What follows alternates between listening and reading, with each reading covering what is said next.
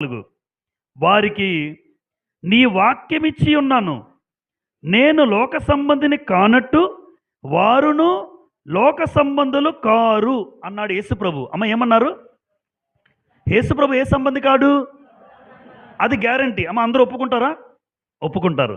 యేసుప్రభు ఈ లోకంలో ఎంజాయ్ చేయడానికి రాలే.